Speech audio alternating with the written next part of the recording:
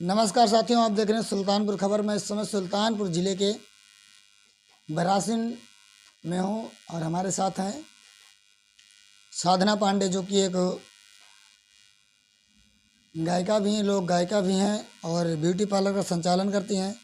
साथ में आज मैं इनसे जिस बिंदु पर बात करूंगा वो बिंदु है, खासकर इनके हाथ में आप लोग देख रहे होंगे लड्डू गोपाल की बहुत ही प्यारी सी मूर्ति है।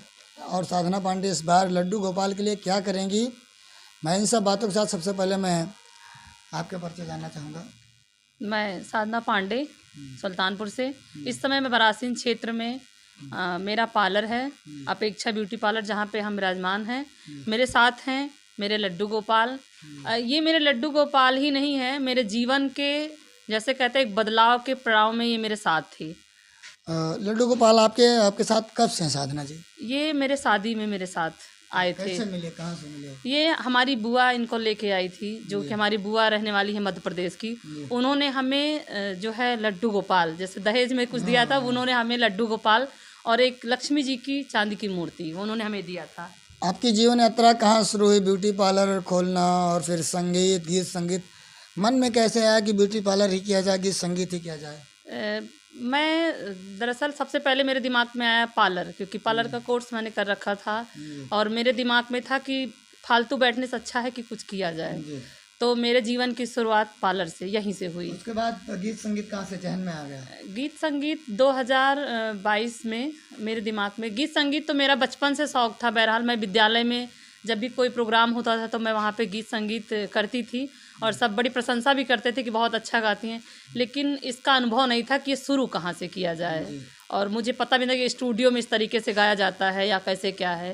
तो ये हमें 24 में अच्छे से अनुभव हुआ और 24 में मैंने पहला गीत गाया था। आज तक आपने कितने गीत गाए होंगे लगभग, जो कि आपके यूट्यूब या सोशल मीडिया मार्केट में चल रहे हैं?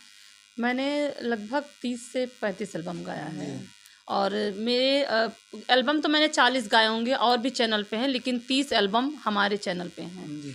सबसे हिट गाना आपका कौन सा गया, जो इस दौर में गया हो सबसे हिट गाना आपका? मेरा सबसे हिट गाना एक गया था, बड़ा निक लागे बलम जी के बोलिया। अच्छा, वो लोकगीत 22,000 चला है। उसके बाद रंगदारी आया। जी जी जी। अच्छा, रंगदारी भी गाती हैं? जी जी। अच्छा अच्छा।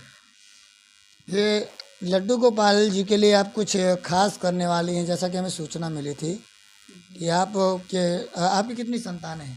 मेरे 2 बेटियां हैं। 2 बेटियां हैं जी। फिर भी आप ये जो मैया पार्वती ने गणेश जी के लिए रखा था संकष्टी चतुर्थी एक व्रत होता है, जो कि मैया पार्वती ने गणेश जी के लिए रखा था और मान्यता है गांव में कि वो व्रत केवल पुत्र जिसके होता है वो रखते हैं। आपकी 2 बेटियां, फिर भी आपने वो व्रत रखने को ठाना है, कहाँ से मन में आया?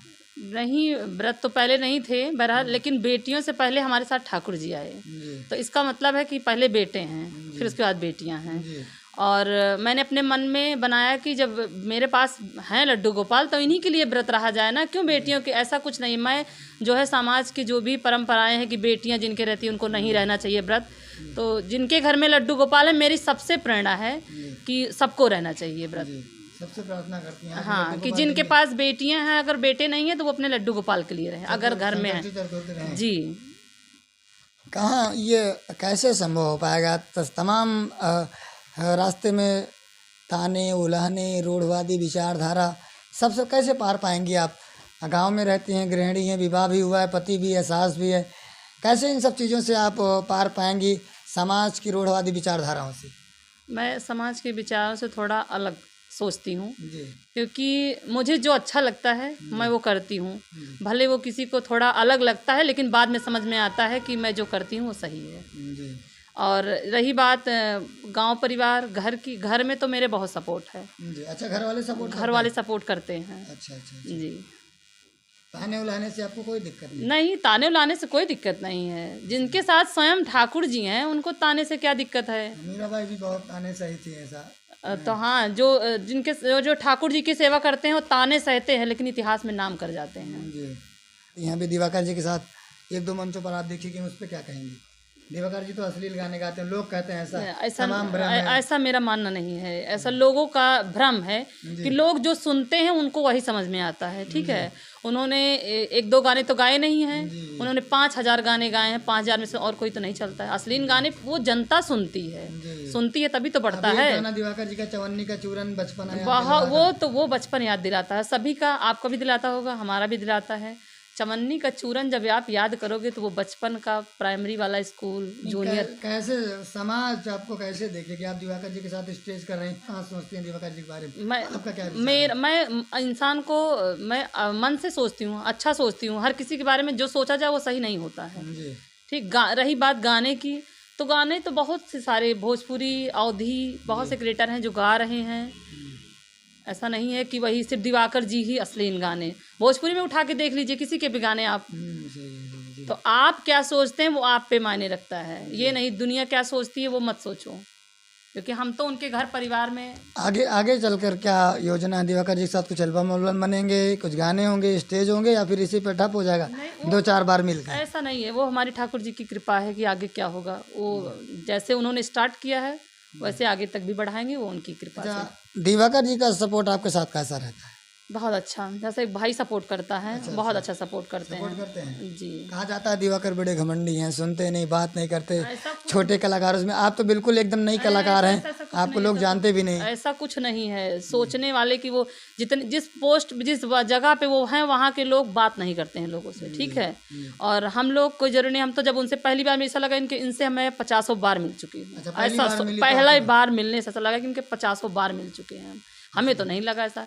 बाकी आप दुनिया का क्या मानना है, क्या सोचना है, वो तो उन पर निर्भर करता है। लड्डू गोपाल जी के बारे में आप व्रत जो शुरू कर रही हैं, इससे समाज को क्या संदेश देना चाहेंगी? समाज को मैं यही संदेश देना चाहूँगी, क्योंकि पहले जब मैं इनको लेके आई थी 9 साल पहले जो है किसी के घर में लड्डू गोपाल, बहुत कम लोग होते थे जिनके घर में लड्डू गोपाल की मूर्ति होती थी। और मेरे एरिया में मतलब इर्द गिर्द न्यात रिश्तेदार में तो मेरे पास ये 10 साल हो गए इनको आए हुए। 10 साल से ये हैं।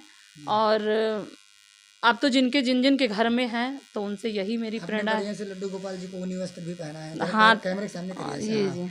लड्डू गोपाल जी को ऊनी वस्त्र पहना। ऐसे निरंतर गर्मी में आप कैसे रखती हैं लड्डू गोपाल जी? गर्मी के कपड़े पहनते हैं, झबले पहनते हैं। अच्छा, झबला बनवाई आप? बिल्कुल। हम अपना श्रृंगार करते हैं। अपने बच्चों के लिए कपड़े खरीदते हैं कि नहीं खरीदते हैं? अपने बच्चों के लिए सामान लाते कि नहीं लाते? तो वैसे ये भी है ना, जब इनको लड्डू गोपाल के रखो तो अपने बच्चे की तरह रखो।